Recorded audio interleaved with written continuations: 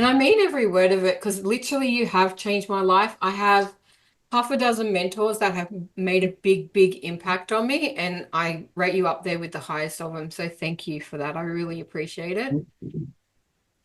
So, can you share a little bit about the beginning of your journey? When did you first realize that you're intuitive, and how did that show up in your life? And what does that mean for you in your day-to-day existence? Oh, what a question.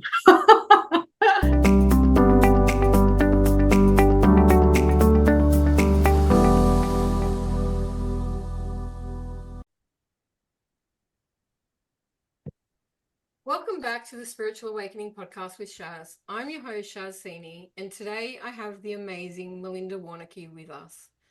Melinda is an international speaker and master healer and a business coach. She's known for her deep alignment with the spiritual and strategic aspects of her work. Melinda naturally integrates high level business tactics with strong focus on energetics and personal transformation, which means she has a unique ability to bridge the gap between the practical and the intuition. I've worked with Melinda. She was a coach of mine for a year during the beautiful casual coach creation, and she helped transform my business and grow it to where it is today. And it's been a fantastic foundation for who I am. I find myself very aligned with her energy and vibration because she taught me so much about authenticity and congruency. And it's a major factor in my life of walking the talk, saying what you do, and being exactly who you are. So, some of the stuff that I really value with Melinda is that she's a straight shooter, tells it how it is, and is very direct. And I love that personally. And also, she has an open mind and is willing to test and try new things, but has this nurturing, loving mother's heart that you can go to her whenever you feel down and she will always make you feel inspired. And I admire that greatly. Part of the reason why we've invited her on is as throughout my coaching journey with her, I learned so many great things and she held me accountable to a lot of things. And later, in the latter part of this year, she went and did an amazing spiritual upgrade by climbing Mount Kilimanjaro. And I want to share that journey with you today. It fascinates me. I've heard some of the snippets from it, but I'm really excited to share with you all her insights, learnings, and growth from that experience. So, welcome, Melinda. Thank you for joining me. Thank you, thank you, thank you. It's beautiful to be here, Shaz. Appreciate that gorgeous intro. You're welcome. And I mean every word of it because literally you have changed my life. I have half a dozen mentors that have made a big, big impact on me, and I rate you up there with the highest of them. So, thank you for that. I really appreciate it. So, can you share a little bit about the beginning of your journey? When did you first realize that you're intuitive, and how did that show up in your life? And what does that mean for you in your day-to-day existence? Oh, what a question. um, so to answer the first part of the question, I realized I was intuitive so the picture that's coming in my mind right now is I must have been about 13 or 14, somewhere around that, 14 or 15 years of age. And I was lying outside on the trampoline and I decided to sleep. And anyone who has grown up in country Victoria or Australia, you will know like we have very wide open spaces. And we lived out in the country in Dairy Farm. And so I was out on the trampoline and decided to sleep there the night and on the trampoline because that's what you did when you're a teenager in Australia. And it Yeah. was a hot night, it was summer. And I woke up in the morning with the cockatoos flying overhead. And there must have been, I don't know, for my 14-year-old mind, there was thousands, but maybe there was 50. I don't know, I'm not really sure. And something shifted inside of me as I was lying out there. And it was this idea that I had that I was beginning to realize that if I really deeply thought about something, if I really deeply thought about something, I was able to make it come true. And it was a really strange experience for me because with that realization came a lot of fear. a lot of fear about, well, what if I've created this? What if I've created that? But it was like, that was the moment. Like, I remember waking up in the morning and I just realized that all of these thoughts I'd had, all of these imaginations that I'd been dreaming and thinking about over and over and over and over and over again, that I was making them come true. And so it was in that moment that I realized I just thought I was magic. I was a teenager. I just thought, oh, look at this. And I actually assumed that other people could do it as well. So it was a really interesting experience when I found the people around me, my friends, my family, started to look at me differently. I know that feeling very well. I had similar things. I used to hide my spirituality as a child because it freaked people out from things that I knew. But the magic essence of being that conscious creator is so powerful. And we never really appreciate it until you're an adult. Yeah. Yeah. And you try to get into manifestation. It's like, hang on a minute. Didn't I used to do this already? So funny. I love it. Yeah.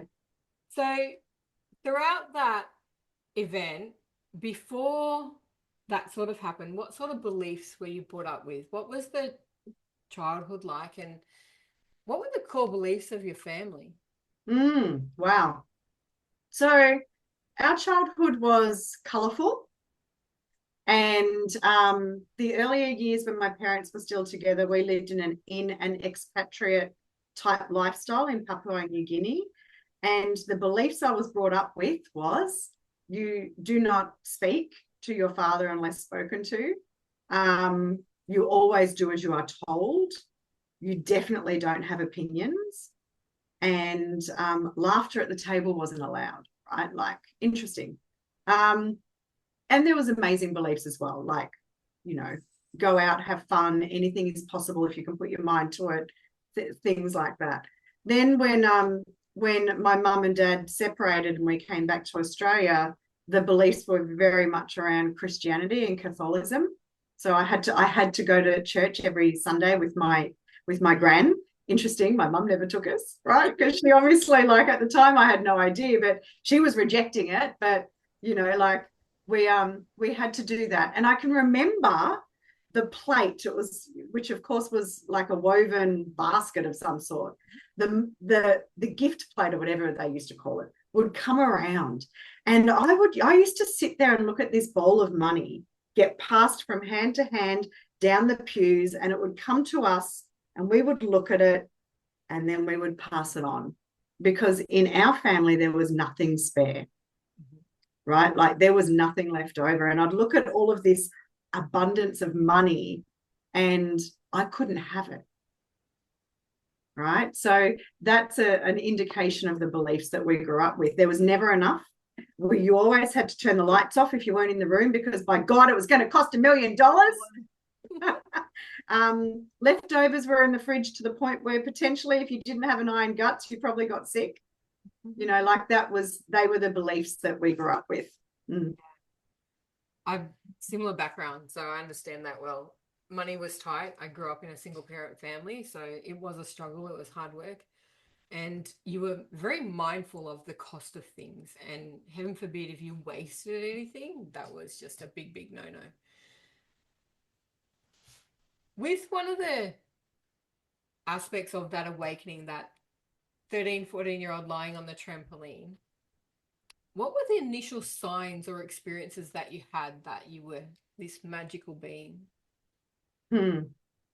So what's coming into my mind, which I haven't thought about for a really long time, is I used to wake up in the middle of the night with something sitting on my bed. And it was very real. Like, it was a heaviness, it was a weight. And it used to scare me so much. Like, it really frightened me. So I don't know why that's coming up for me as you're asking that question, but maybe that was the signs that there was another world outside of what I could see and touch. And it frightened me a lot. So my gifts, as I now realize them to be, did frighten me a lot. I used to be afraid that I would be using them for evil instead of good. I used to be afraid if I thought something bad about somebody, something bad would happen to them and I created it. So there was a lot of guilt that went with the ability to connect with the other world.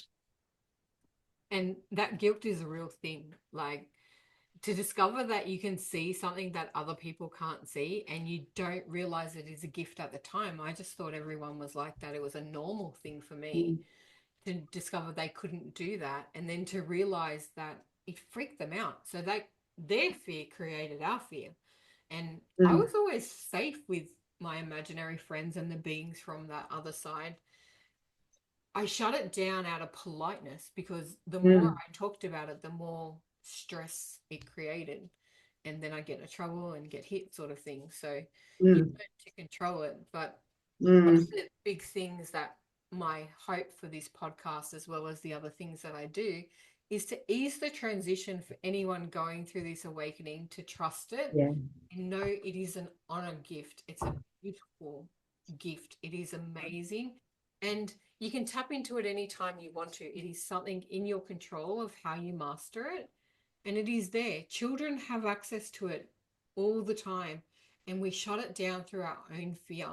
There's nothing to fear. It is always for our well being, our kindness, and for our greatness and upliftment. Mm.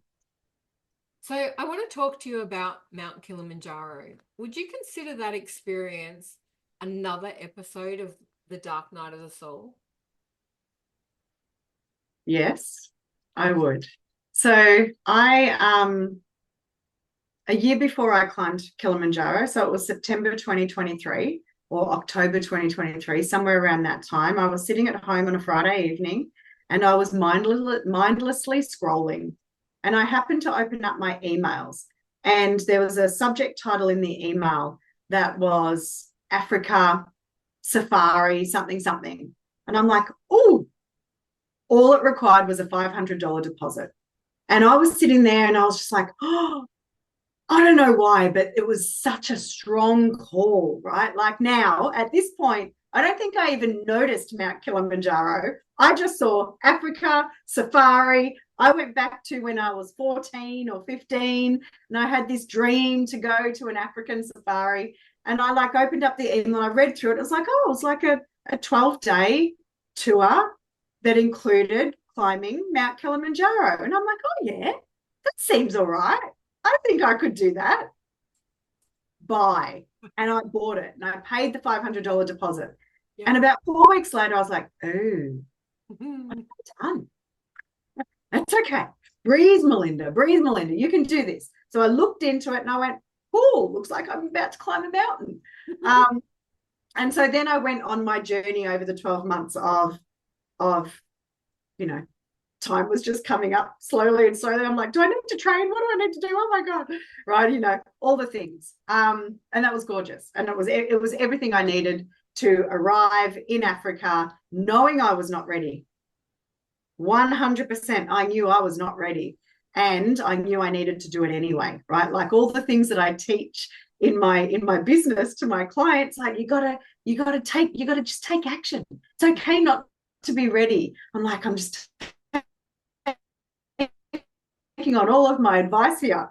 And, you know, and I was so excited, right? So excited. Day one, we're heading off. You know, we met our guides. Our guides were incredible. They were amazing. Every day we were looking at the peak of this mountain, kind of peeking through the clouds.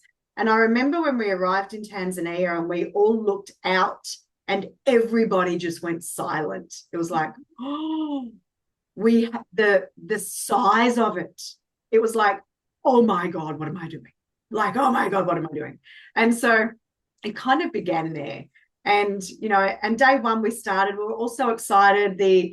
Our group, our guides, they sang and welcomed us onto the mountain. And it was just like everything and more than I could have ever dreamed of.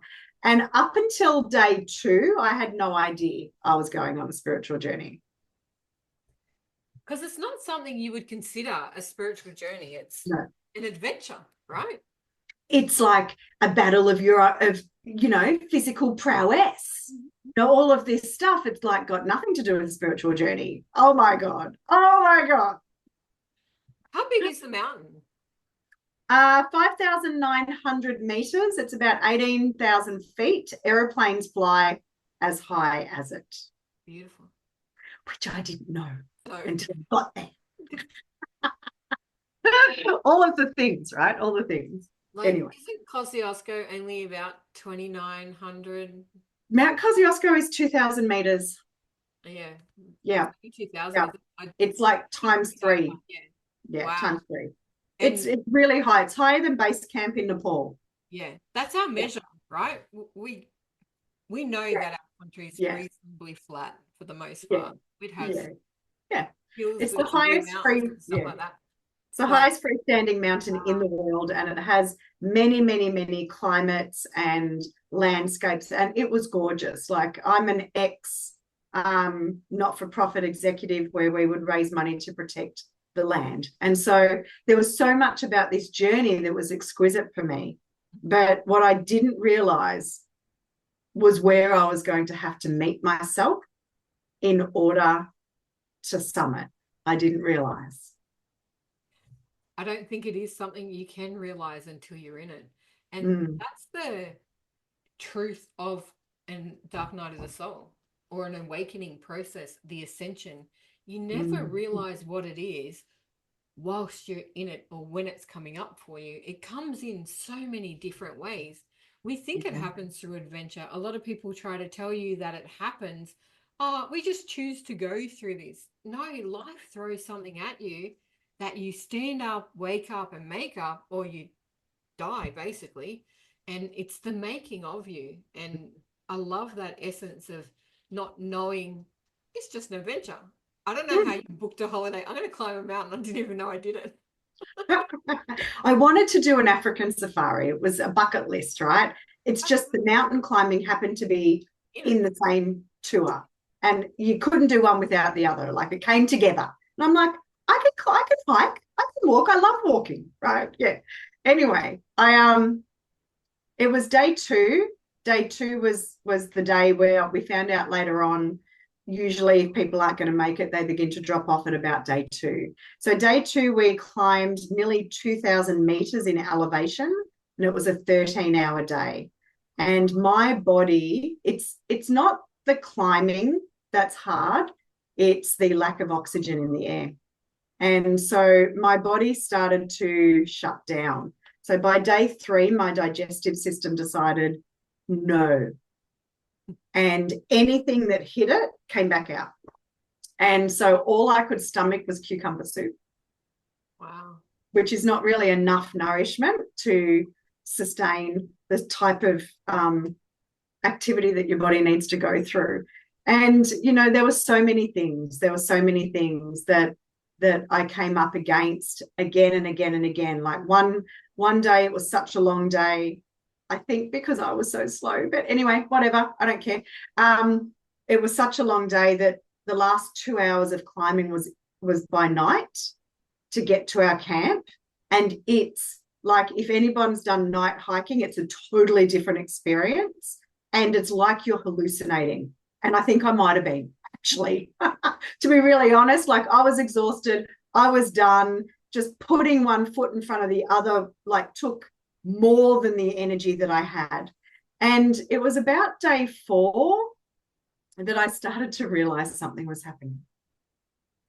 Before I arrived in Africa, I set an intention for my trip to find out what I was made of.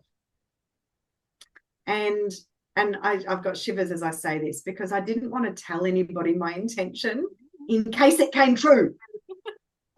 Right? Like, oh my God, it's like, I don't want to tell anyone that maybe I believe in ghosts, because what if they're real, kind of thing. And that started to really prey on my mind. I started to go through the mental process of putting the success of summiting, or even bloody making it, never mind summiting, just not getting helicopter medevaced out is the goal. Don't get medevaced out, like, that's the goal. I started to put outside of me control, right? Like, I started to find myself saying things to myself like, well, if the mountain wants me to summit, she will let me just keep going, Melinda, you know. And that made a lot of sense to me for a lot of the beliefs I had held up until that point. Other things like you know, this is a bit strange, but I'm going to say it. The goodness of the heart of everybody in the group would be what would carry us forward, right? Like it was just all of these things started to come in, and I started to put my attention and focus into it. And it was probably day 5 or day 6 that it hit me, and it hit me really, really hard. And this was the dark night of the soul, right? Like I was making everything outside of me responsible for whether I was going to make it or not. Mm-hmm. I was allowing everything outside of me to be what was I was putting all of my personal power into everything outside of me, and I was giving it, thinking that something outside of me would allow me to summit or not summit. And we talked about this.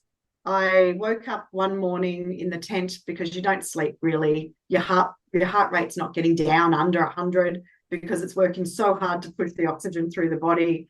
And I think my heart rate when I went to bed was about 120 at resting. Like there's no resting at that sort of like it's like, what am I doing? And I woke up, it was about 3:30 in the morning. And I just realized I wasn't using any of my tools. I was like, oh my gosh, what am I doing? And I realized I wasn't using my tools, and I started doing this particular energy codes breathing. It's a particular process. It's called the 1,000 Straws breath for anybody that knows Dr. Sue Mortar's energy codes work. But I started doing this particular breathing technique because it would draw the energy from life outside of me into my energy field, so that my field would begin to then recalibrate things within, so it would come from outside into the physical body, right? And this is where I was at. I was deep in my bubble of life, and I was doing this breathing, and it's a beautiful, really powerful process. And my heart, right, like this, and everything just stopped around me. Everything just stopped. Everything went deathly silent, except for the snoring person in the tent next door, right? Everything was really, really quiet, and including my heart. And I was like, is going on? And then it just like, boom, boom, boom, boom, wow. Boom. And I'm like, wow, right? Like my heart recalibrated to what it needed to do to keep the body alive at the altitude we were at. And I just cannot tell you the depth of wonderment that I had for our body, but more than that, for my spirit. Mm-hmm. Because in that moment, I realized I'd been giving control to everything outside of me, and all I needed was what was already inside of me. Like, and everything changed. I actually could stomach solid food again. Like my body recalibrated itself. Yeah. And so from that moment on, it became, I just want to get to the top. Wow. Yeah. I feel that viscerally. Like it's amazing, the energy that I can feel in my body from it. I've not experienced anything like it, and sorry to say, I don't want to. I'm not that fit. I don't know desire to climb any high mountains at all. Kosciuszko, I don't even want to climb that. But the experience of it, that depth, I understand the depth of despair and this essence inside of you, our spirit, our higher self, our soul, whatever name we want to label it, does not quit on us. And I get full body tingles when I think of it, because I've been at that depth of despair, and this essence inside of me will say that you're strong. Now, strong for me for a long time was a 4-letter word, and I didn't want to hear it. I was tired of being strong. I was over being strong. But this essence of you can do it, like you will get through this, we will conquer this mountain, whatever that mountain looks like. is a powerful force, and Mm. that's the essence of what I call the life force within us. It doesn't know how to quit. Yeah. Even when faced with the greatest adversity, it won't Mm. quit on us. Our mind will quit first. So Yeah. to discover that and to go, hang on a minute, like I am this powerful being. I am the master magician of my reality. I can take on and control the elements, pull the energy from the earth, feel the power that lies within this human body, Mm. this essence given by God. I love it. It just Mm. brings you so much closer to the purity of the soul's power Yeah. and Yeah. the survivability that we have, right? Yeah. Uh, Yeah. there are Like, so many people that have yeah. overcome things that you would never think they could. Yeah. And without a doubt, every single listener to your podcast has probably lived through things that most people would never want to. Absolutely. And I totally know that. Yeah. Like, I know that anyone on this journey, you know, they're, yeah, you know, we've had to live through things that we wouldn't want to have to live through. And this was an interesting journey, the Kilimanjaro climb, because it's I chose it. I chose it. I decided I wanted to climb a 5,900-meter mountain, totally unprepared, nowhere near fit enough at all. No idea what I was in for. All I knew was I had most of the right gear, right? Like that's all I knew. And I chose it. And every single day that I got up, and every step in front of every other step was an active decision. I am walking towards incredible levels of pain, mental anguish, so much like lack of control. So I had to, and I'm walking towards it. I'm going to do this. I'm going to do this. I'm going to do this. And you know, you're lucky that you're up there and there's no Wi-Fi, there's no electricity, everything's off the grid, everything. So you stop eating meat in about day 3. You're like, I don't eat anymore. You know, there's all of these things. But you know, the moment that I put my foot over the top onto the summit, like I couldn't breathe. I think we're at 30% oxygen, so breathing sounds like Yeah. like that's what breathe. There's no speaking. There's no speaking. But you know, watching the sunrise, watching the sun come up over Africa at something like 5:30 in the morning, and there's just nothing on this planet that I've ever experienced that has made every cell in my body vibrate with just this. We live on this planet. This is what we get to experience, and we get to see it and feel it. And you got to go through a bit of shit to get there. I think you just kind of have to, right? It's yeah, it was really beautiful. And coming down off the mountain, I think for about 2 weeks, I was like, I have no idea why I did that. I would never do that again. And right now, I'm like, I'm planning my next one. Yeah. And that's the funny part about it is that we all say that we'll never do it again. And pretty much ask any mother that goes through childbirth, I'm never doing that again. And 5 minutes later, holding a baby, can I have another one? I want to do it again. Come on, bring it on. Like, it's easy. And it gives you a whole new appreciation into extreme sports people, Yeah. what their motivators are, the drive.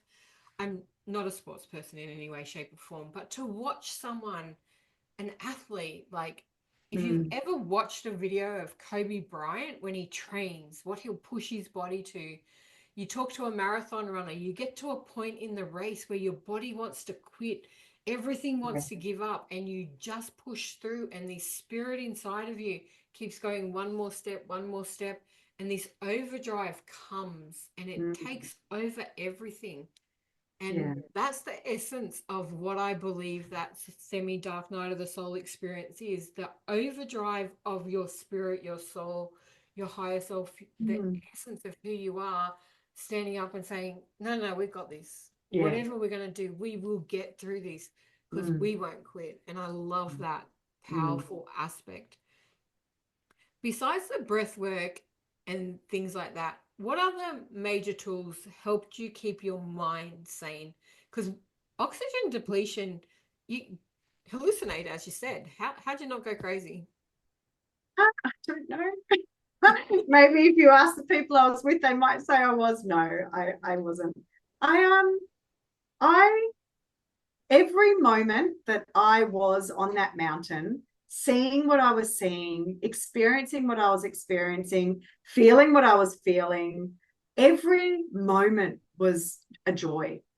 Like, it was blissful. And it's so interesting because I don't know if I would have known it to be that way 20 or 30 years ago. I think I needed to be where I am now in order to really, like, not just because it's even deeper than appreciation. I don't know what the word is. It's a feeling. And, you know, the breath work was very powerful, I must admit. I did a lot of breath work because when you're not walking, you're lying in your tent going, or you're in the mess tent with everyone trying to stomach food, and you know you're getting a little bit sick of the sludge day after day after day, but you know it's all good. What was it? I think it was the beauty. I really do think it was the beauty of just everybody was on their own journey. We're in a group of 10 Australians, and there was 20 odd team members of the crew, because it's off the grid. So they've got to take tents and mess tents, and they carry it all on their head. And here we are with the backpack going, and they're running up the mountain, right? Like they're mountain goats. I tell you what, right? They live and breathe low oxygen. It's normal. And they just think it's quite cute that we can't. But yeah, it was definitely, I think, the beauty of everything around me, what was going on inside of my mind. The big thing for me was when I realized I needed to stop giving away my personal power to everything outside of me if I wanted to get off this mountain alive. And it was probably, I can remember the landscape we were walking on, and I was looking up at the summit and realized that I was giving away my power, and that if I wanted to summit, it had nothing to do with anything outside of me, and it had everything to do with me. And I was the one that needed to make the decision, am I going to summit or not? I was the one that needed to decide, am I going to give in to the pain? Am I going to give in to the fear of what if I get medevaced out? Am I going to give in to all of that, or am I going to choose to summit? And it was, I realized I kind of had a flash in a way. If you have a flash that took like an hour, the flash was like an hour of all the different moments, not just in my past, but in my current life, where I was I was surrendering control to things outside of me. Like, will clients sign up? Well, it'll depend on the algorithm, like all of these things. And it was like an all of everything awakening for me, in my realization that I had to totally let go of control, of being in control of whether I was going to make it or not, in order for me to then realize that by letting go of control, I had total control. The only way to have total control was to surrender total control. And I've mentioned this to a few people since my climb, and most people's faces go, huh? And it's like there's something, it's an inside thing. And those of you that are listening to this that know, right? To have total control of this existence, I have to surrender everything and let go of the need to control. And for many women who have been brought up in single parent families, who have had to do everything, be both mother and father, and child that supports the mother because she doesn't have a partner, and we've had to be everything. My whole life was about control. And that art of surrender is massive. I did it a few years ago once. I lost my old business and finally just literally threw up my hands in despair and said, "That's it. I've fucked up this life enough. You tell me what to do. If you don't tell me what to do, I ain't doing it." And I surrendered to source, God, higher self, whatever essence of it. And I followed that guidance and it's bliss. Like, I stopped trying to overthink things. If it doesn't flow, if it doesn't come to me, I don't search for things. It comes to me. Everything I need flows towards me like a fast moving river. Yes, I wish it was faster at times, but it's at a pace that I can cope with because otherwise, it's going to create overwhelm. We all want everything now, and I'm impatient. I own that. But at the same time, you can only take on what you can take on. So Yeah. the whole journey of it is fantastic. Yeah. Out of your group of 10 people that went, did everyone make it? Yeah, we did. Every single person in our group summited. Now, there was another Australian group that left the day before us, I think, and we met them at what's called base camp. And I think they had 10 or 12 in their group, only 3 made it. Oh my Yeah, God. it's not uncommon. So the No. statistics for Kilimanjaro, all the tour companies would tell you 90% make it if you do the Machamo route or whatever it is, right? And no, it's not true. Yeah. I'd say about 42% of people summit. And I if was people thinking really around knew that, they that probably wouldn't 4 to go. 5 people would summit out of a group. That's why I said, did No, everyone make all it? of us summited, and I put it down to our head tour guide, David, was magic on legs, that man. Oh, wow. Like he was phenomenal. He really truly was. He would check in with me every morning and night. You had to do these health checks and you had to rate yourself out of a scale of 1 to 10 on specific questions. You had to check the oxygen in your blood and all sorts of things. Like it's a pretty rigid process. And so for my few days where I was dying inside of my soul, my ratings were not good. Like, how are you feeling? Scale of 1 to 10, 0. Like, how's your nausea? 10. Are you sleeping? No. Like, it's quite interesting. I've got the sheet. You can see my journey, right? It was like up, Yeah. and then it went like that. But no, we all summited, and it was amazing. Everybody was amazing. And it's powerful to do it in a group. It reminds me of the power of community. We often feel like we're alone on our journey, and that's a choice as well. It's a choice to be alone. So, if you had to pick one big lesson out of this whole journey, what would you consider it was? Oh, can I have 2? Yeah. So coming down, when we were descending, the big epiphany that hit me like a water wall, because I cried from I cried a lot the last couple of days, just letting you know.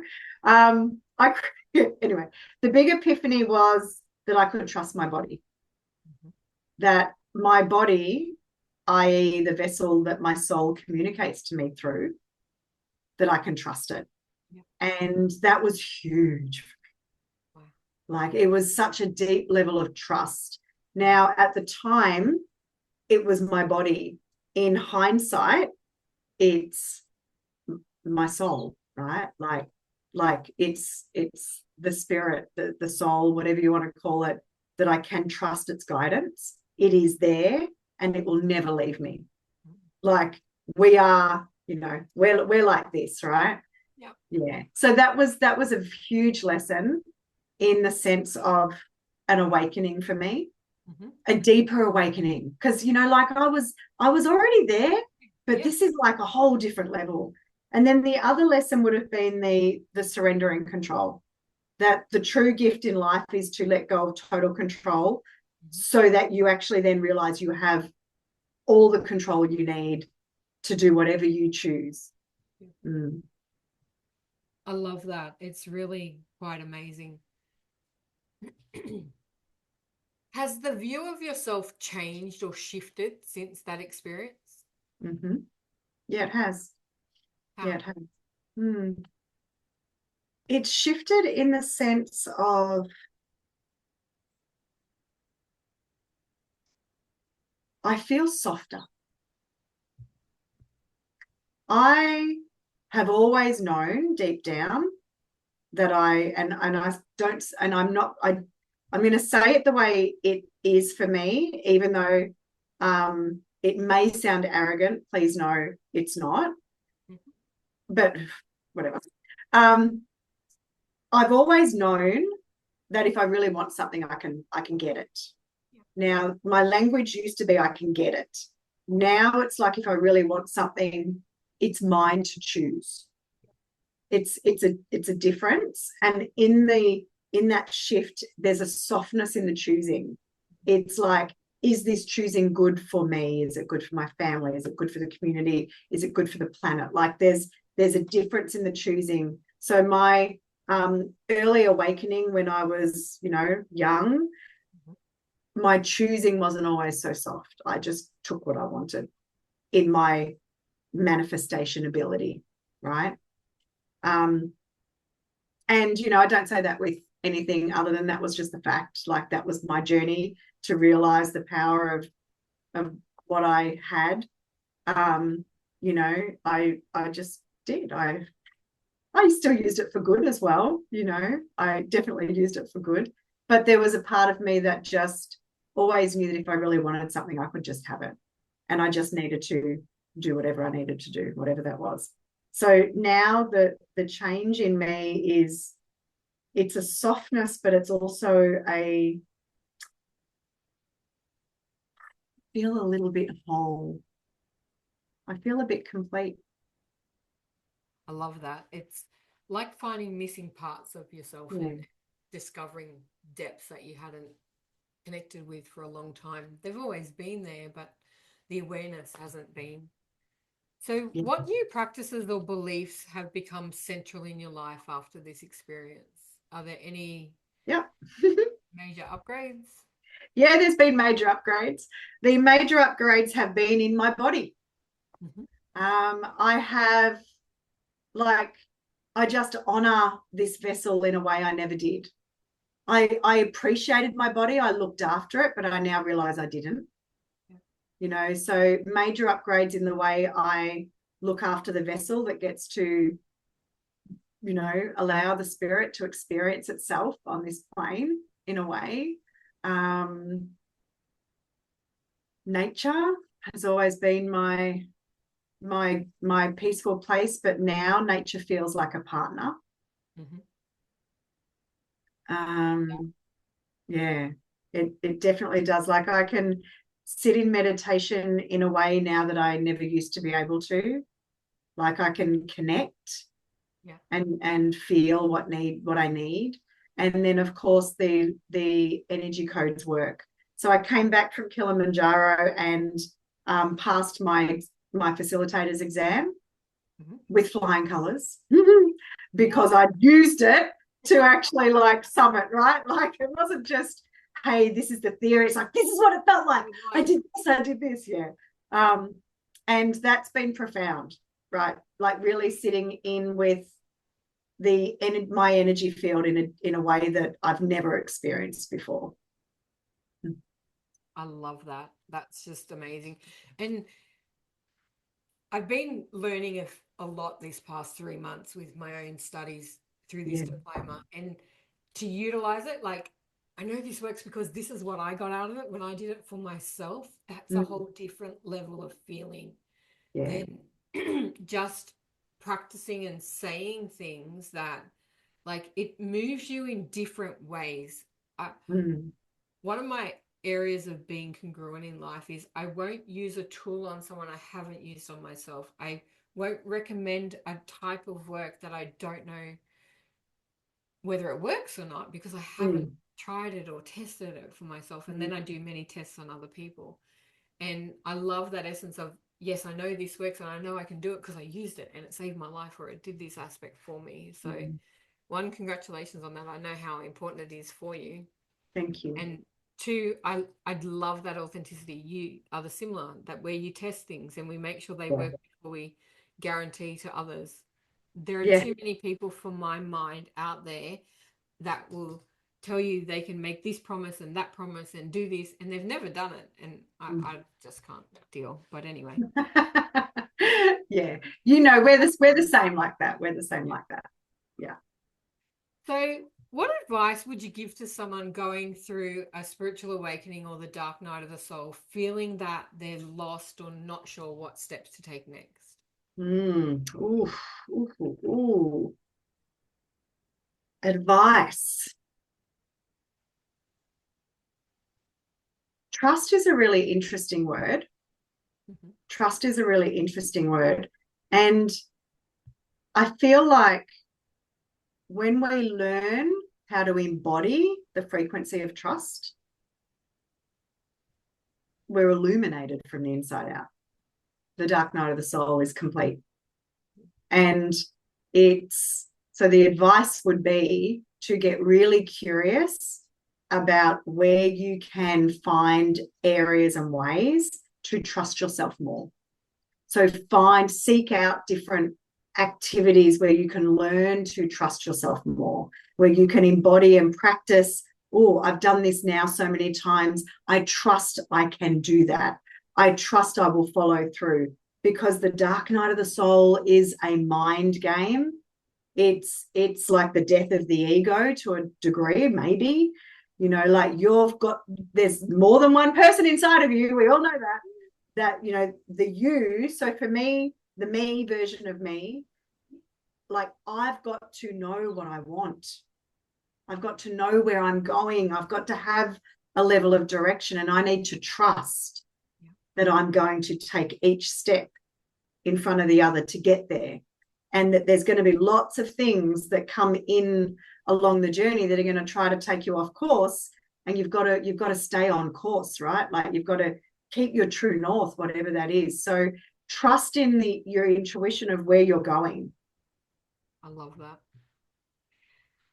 If you could go back to the pre-awakened version of you, or the younger Melinda who wasn't as connected, wasn't following the full gifts that you've had, what advice would you give yourself? Give up your addictions earlier. So I used substances, cigarettes, alcohol, other things to suppress all of the stuff because I didn't know how to process it.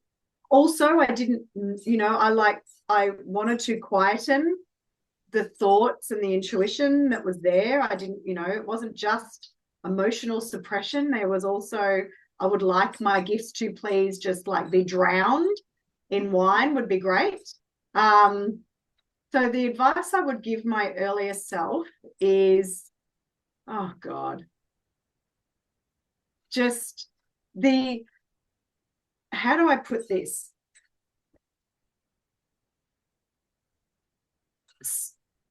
Addictions of whatever sort, whether it's alcohol, cigarettes, drugs, whatever it is.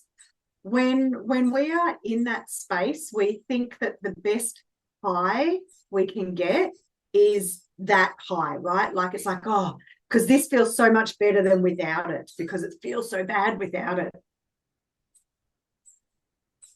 When you are totally clean, the levels of bliss that you can experience surpass anything any substance can create on this planet. So I don't even know where I'm going with this, but if I was giving myself advice, it would be, you might think this is good. You've got no freaking idea how good it can really be. I love that. And it's true, because addictions come in many forms. It can be alcohol, drugs, there's gambling, there's food, there's relationship patterns, there's toxicity in whatever ways. Then there's the extremities, there's all sorts of aspects that it can show up with. And it's all because we are searching for some level of bliss. And I believe heart whole that true bliss comes from connection deep to self, alignment with your higher self, and knowing the soul is in control, in the driver's seat of creating life to be the magic it's meant to be. Yeah. So I love that. That's why the art of surrender is so powerful for me. Yeah. And in it's not giving away your power, it's reclaiming it, Yeah. because it's reclaiming it from the position of what is meant for you will come rather than force. And we try to Exactly. force too many things. So Yeah, because we have the desire for things, but if we don't know, many humans, they want to know the how. But how do I get that? How do I get that? And the advice is actually drop the how. Just who do you need to be? Like, and this, Shaz, the bliss that you can experience when you surrender, it's like the cells in your body are vibrating with light, like that. Oh my God. Like, and we get to recreate that anytime we choose and live and connect and be incredible humans on this planet. It's like, God, why would we not be here? yeah, I love it. Hmm. So what practices, books, or resources would you recommend someone starting on their journey? Starting on their journey. Starting in the middle. What are your favorite books or resources or life game changers? I'm looking over here at my bookshelf.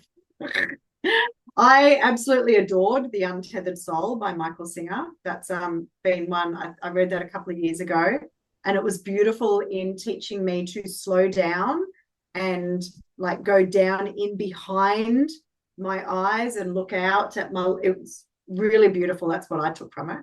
My first books, I've got it here. The Untethered Soul, Michael Singer. Not that I prepared it earlier, it's literally on my bookshelf.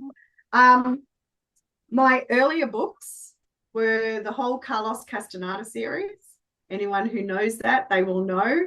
This was a anthropologist in America who went down and spent time with the Yaqui Indians. So it's all about sorcery, and it's all about integrity. It's all about living your truth, personal power. Like, I read them in my 20s, right? I read them in my late teens and my early 20s, the whole series. And this is the truth is I've been on the spiritual journey for a really long time. Autobiography of a Yogi, one of the best books I could recommend for anybody who's really wanting to go into themselves and believe in the magic. So I think, like, when I look at all of the books that have had a profound impact for me, it's about making it okay to believe in the magic. Like we talked about earlier, it was suppressed by people around us. Mm-hmm. And so really claiming and stepping back into the magic of what we can create and experience and live and love with is a really powerful tool. And so definitely that. Autobiography of a Yogi. I loved Joe Dispenza's stuff. That's probably the last few years. James Redfield, The Celestine Prophecy, so good, so good. But for those starting out, probably, well, the energy codes I would be recommending to anybody who's not starting out.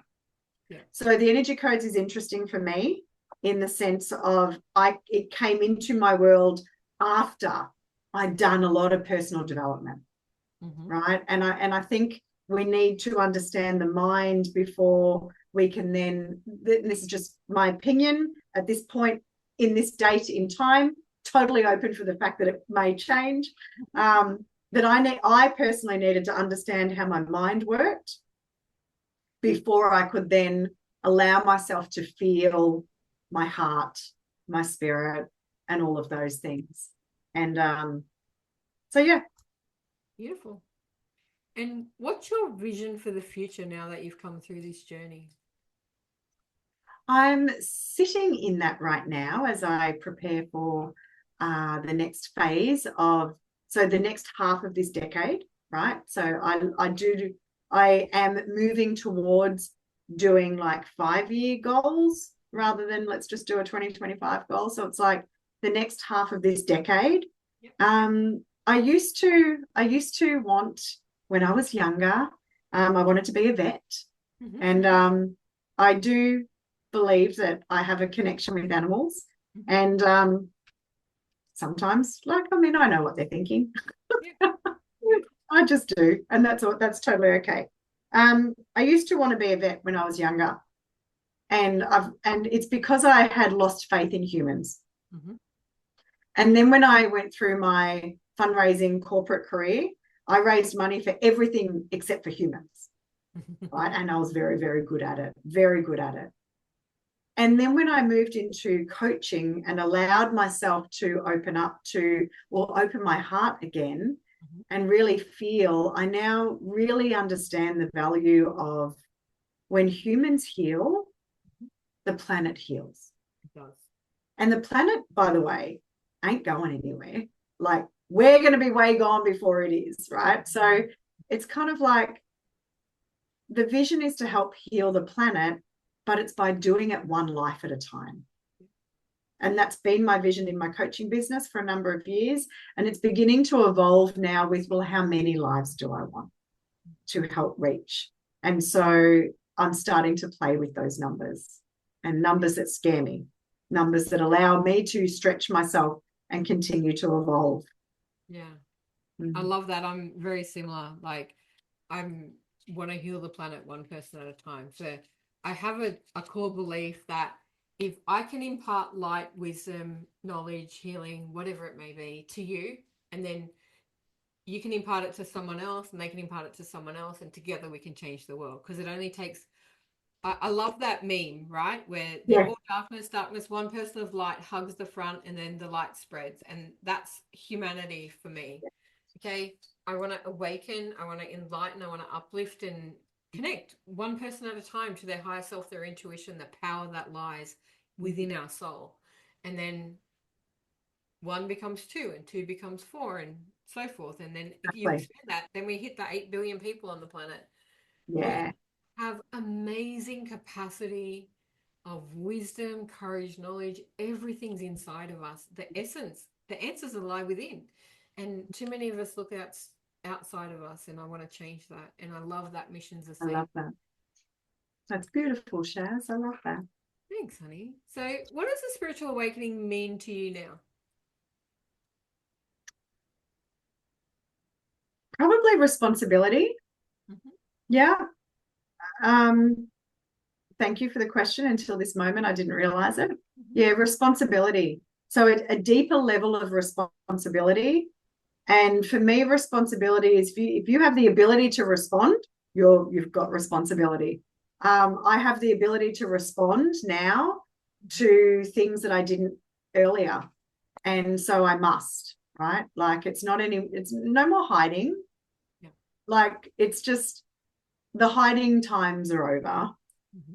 Yeah.